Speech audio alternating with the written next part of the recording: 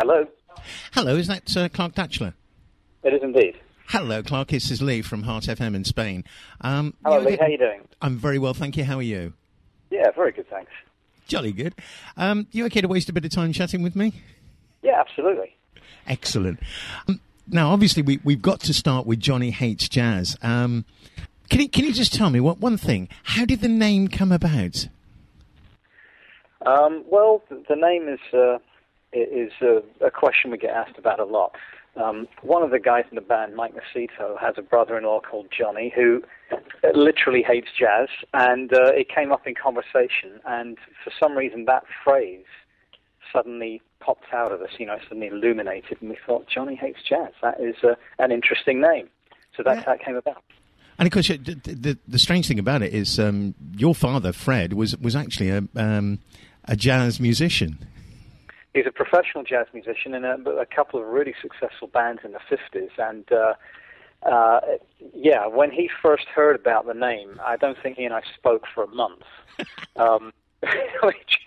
which to his credit, he came round because actually I was raised in part on jazz growing up, being his son. Mm. So he knew that it was not a personal commentary. It wasn't from any of us, but it's still, jazz fans are, they're very proud of their particular genre. So it took them a while to get over that. Yeah. And for a while, when you were younger, you lived in L.A. and did a lot of writing, writing for people like the Drifters and Martha Reeves. I did, yeah. I was, I guess I was 17, and I had been through a process of being produced by one of the members of Visage, who did Fade to Grey, Rusty Egan. He produced me for a while, and through that, the opportunity came about to go and write for Warner Brothers in L.A., and that was a very, very interesting experience. The process of writing for other people is something that I haven't ever fully embraced. I think I still, at heart, like writing for myself or right now for the band. Mm. And obviously, a lot of writers are very, very good at it. But I think it was a particularly important experience for me to be in LA at the age of 17 and just do a bit of growing up, which is really what that time was all about. That must have been an incredible time because you were working as well for Rack Studios in London when at the age of 16 released your first single.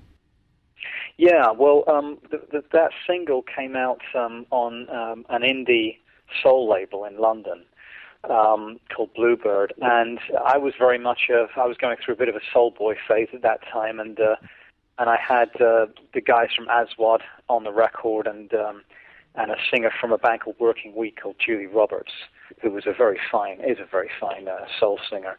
And it was quite a launch into the big wide world of the music business. And it was some years later, actually, after I'd returned from LA. So again, I think I must have been 18 when I joined a band called Hot Club, which was signed to Rack Records. And that's actually where I met the other member of Johnny Hates Jazz beyond Mike, and that's Calvin Hayes, who was in Hot Club.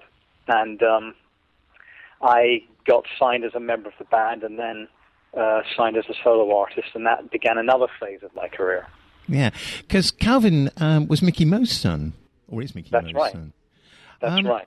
It must have been amazing working with Mickey Most, who, for those people who don't know, I guess was the Simon Cowell of his time. Yeah, he very much was. One of the most successful record producers in the world, statistically. Mm. For me, it was extremely important. I'd been mentored to that point really by my father. And then I became mentored by Mickey because he saw the band Hot Club perform at the Marquee Club. We had a member of the Sex Pistols, Glenn Matlock, in the band as well.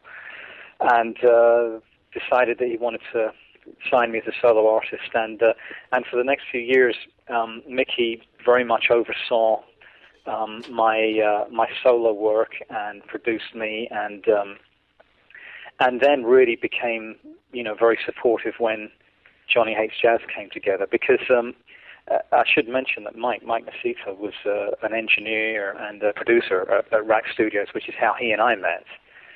So the three of us, Calvin, Mike, and myself, really met in this this common environment being Rack, and having Mickey's support and input was very valuable. So, although it wasn't a manufactured band, it was almost like an in-house band, really. Johnny Hates Jazz, created within the environment of Rack Records. Yeah, I would say it actually. I don't actually think it was within the environment of Rack Records, because Rack had a very specific sound and approach and an immense history. I think that really Johnny Hates Jazz was a creation of Calvin, Mike, and myself, and I think at the time there was a lot of music that was beginning to appear to be manufactured, and for some reason we were perceived in that way when really it was just a combination of our different talents that came together, and that's what it was. Of course, when you've got a band where you've got one of the members writing all the songs, which is me, and the other guys producing, which is Mike and Calvin, then it's a different kind of band. You know, it wasn't originally a live band. It was a band. It's become a live band, but it was a studio band originally. So that was really where we had our common ground in the studio.